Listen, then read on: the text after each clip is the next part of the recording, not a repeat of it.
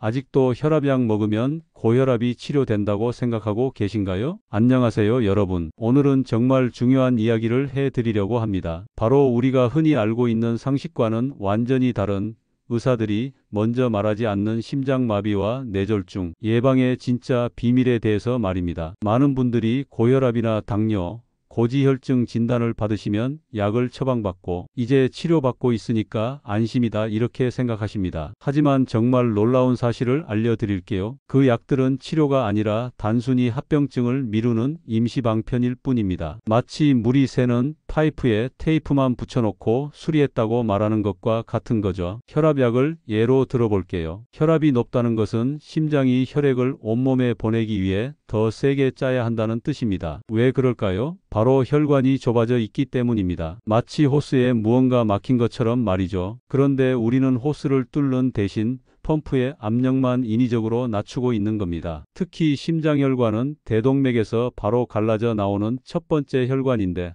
혈압이 높아지면 얼마나 터지거나 찢어지기 쉽겠습니까? 그래서 당장 혈압을 낮춰야 하는 것은 맞습니다. 생명을 위협하는 합병증을 막기 위해서는 약이 필요해요. 하지만 이것이 근본적인 해결책은 아닙니다. 당뇨도 마찬가지입니다. 혈당을 억지로 낮추는 약을 먹어도 우리 몸의 세포들이 당을 제대로 받아들이지 못하는 문제는 그대로 남아 있습니다. 마치 문이 고장난 집에 억지로 물건을 밀어 넣으려고 하는 것과 같죠. 결국 시간이 지나면서 말초혈관 합병증, 투석, 실명, 당뇨발 같은 무서운 결과들이 나타나게 됩니다. 그렇다면 근본적인 해결책은 무엇일까요? 바로 혈관을 건강하게 만드는 것입니다. 그 첫 번째 비밀은 좋은 지방을 먹는 것입니다. 지방이 좋다고요?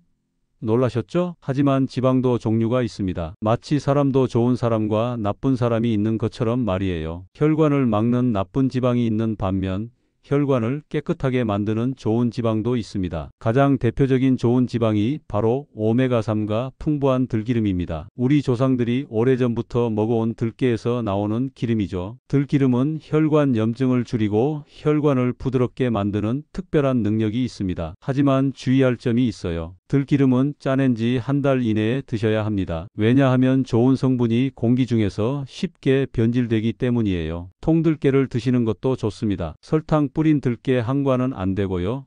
깨끗이 씻어서 밥에 넣어 드시거나 그냥 씹어 드셔도 됩니다. 아몬드, 호두 같은 견과류나 아보카도도 훌륭한 좋은 지방 공급원입니다. 반대로 절대 피해야 할 나쁜 지방들도 있습니다. 트랜스 지방이 그 대표 주자인데요. 마가린이나 쇼트닝처럼 식물성 기름을 인위적으로 굳힌 기름입니다. 이런 기름으로 튀긴 음식들은 혈관에 염증을 일으키고 혈관벽을 손상시킵니다. 과자, 빵, 튀김 음식에 많이 들어있으니 주의하세요. 두 번째 비밀은 단순 탄수화물을 피하는 것입니다. 특히 액상과당이 들어간 음료수는 정말 조심해야 합니다. 콜라, 사이다, 심지어 과일 주스까지도 말이에요. 액상과당은 옥수수에서 뽑아낸 시럽인데 혈당을 롤러코스터처럼 급격하게 올렸다 내렸다 하게 만듭니다. 우리 몸이 감당할 수 없을 정도로 빠르게 당이 들어오면 남는 에너지는 모두 지방으로 바뀌어 간 근육 사이사이 내장 주변에 쌓이게 됩니다. 이렇게 쌓인 지방들은 단순히 보기 싫은 것이 아니라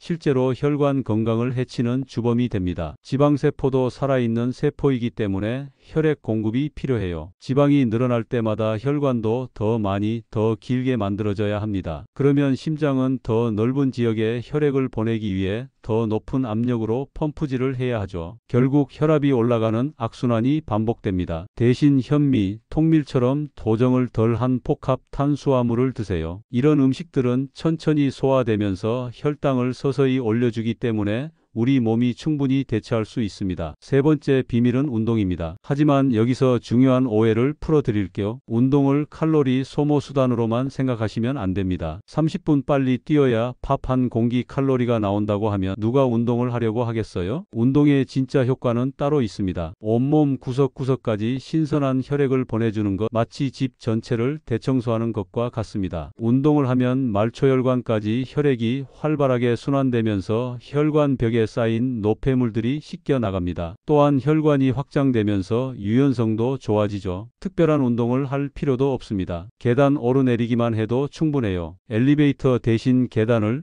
에스컬레이터 대신 걸어서 오르내리는 것만으로도 훌륭한 운동이 됩니다. 하루에 한 번 10분만 계단을 이용해 보세요. 점심 식사 후에는 소파에 바로 앉지 마시고 5분이라도 걸어보세요.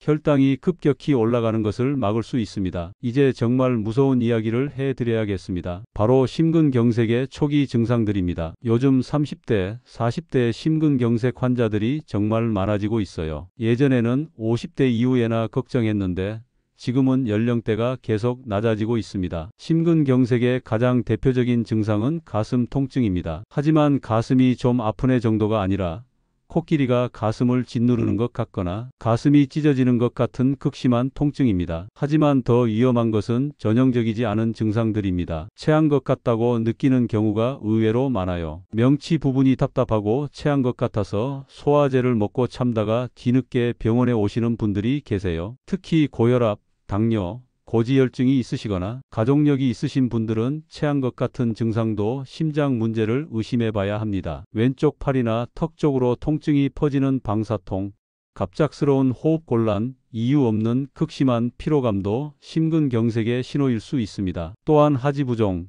즉 다리가 붓고 눌렀을 때 손가락 자국이 그대로 남는 증상도 심장 기능 저하의 신호입니다. 가장 중요한 것은 골든타임입니다. 심근경색은 증상 시작부터 1시간 이내에 응급실에 도착해야 합니다. 그래야 이 시간 이내에 막힌 혈관을 뚫는 시술을 받을 수 있어요. 이 시간을 놓치면 심장 근육이 죽어버리고 설사 살아남더라도 평생 심장 기능 저하로 고생하게 됩니다. 심정지가 오면 1분마다 생존율이 10%씩 떨어집니다. 119가 아무리 빨리 와도 5-10분은 걸리기 때문에 주변 사람이 즉시 심폐소생술을 해줘야 합니다. 여러분도 가족을 위해, 이웃을 위해 심폐소생술을 배워두시기 바랍니다. 마지막으로 가장 중요한 예방법을 말씀드리겠습니다. 바로 의자에서 일어나는 것입니다. 우리는 하루 종일 앉아서 생활합니다. 차로 출퇴근하고 사무실에서 앉아서 일하고 집에서도 소파에 앉아 TV를 봅니다. 이런 생활이 바로 혈관 건강에 최대적입니다. 외식도 최대한 피하세요. 밖에서 파는 음식들은 단맛,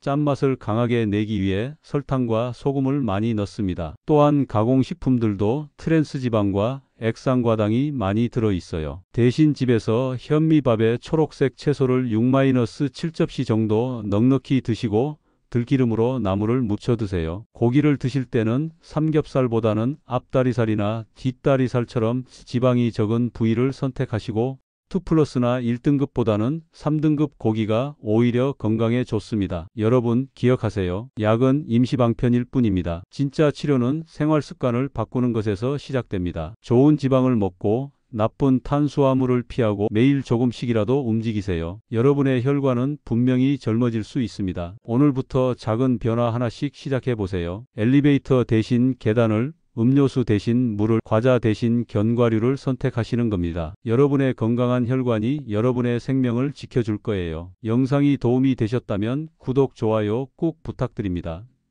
더 유익한 건강 정보로 찾아오겠습니다. 여러분의 건강한 삶을 응원합니다. 감사합니다.